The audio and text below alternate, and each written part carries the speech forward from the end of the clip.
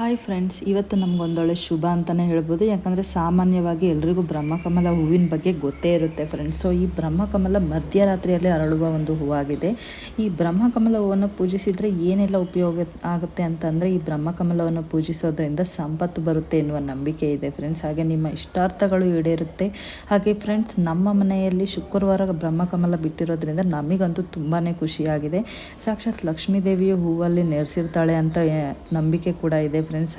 ಹಾಗೆ ಭಗವಾನ್ ಬ್ರಹ್ಮನು ಈ ಹೂವಿನಲ್ಲಿ ನೆಲೆಸಿರ್ತಾರೆ ಎನ್ನುವ ಮತ್ತೊಂದು ನಂಬಿಕೆ ಕೂಡ ಇದೆ. ಈ ಹೂವು ಸಂಪೂರ್ಣವಾಗಿ ಅರಳೋದಕ್ಕೆ 3 ರಿಂದ 4 ಗಂಟೆ ತೆಗೆದುಕೊಳ್ಳುತ್ತೆ ಫ್ರೆಂಡ್ಸ್.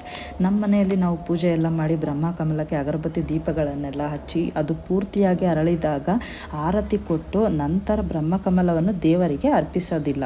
ಯಾಕಂದರೆ ಅದು ಬ್ರಹ್ಮದೇವರ ಸಂಕೇತವಾಗಿದೆ ಮತ್ತು ಬ್ರಹ್ಮದೇವರನು ಸ್ವತಃ ಬ್ರಹ್ಮಾಂಡದ ಸೃಷ್ಟಿಕರ್ತ ಎನ್ನುವ ನಂಬಿಕೆ ಕೂಡ ಇದೆ ಫ್ರೆಂಡ್ಸ್. ಹಾಗಾದರೆ ಹೂವು ದೇವರ ಕೋಣೆಯಲ್ಲಿಟ್ಟು ಪೂಜಿಸಿದ ನಂತರ ಏನು ಮಾಡಬೇಕು ಅಂತಂದರೆ, ಅದು ಒಣಗಿದ ನಂತರ ಬಿಸಾಕ್ತಾರೆ. ಅದು ಬಿಸಾಕಬಾರ್ದು ಫ್ರೆಂಡ್ಸ್. ಅದರಿಂದ ಏನೆಲ್ಲ ಉಪಯೋಗ, ಏನೆಲ್ಲ ಲಾಭ ಇದೆ ಅಂತ ನಾನು ಇದನ್ನು ನೆಕ್ಸ್ಟ್ ವಿಡಿಯೋದಲ್ಲಿ ತಿಳಿಸ್ಕೊಡ್ತೀನಿ.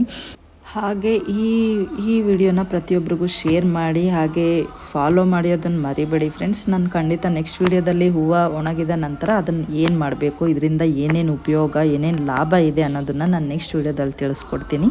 ಬಾಯ್ ಬಾಯ್.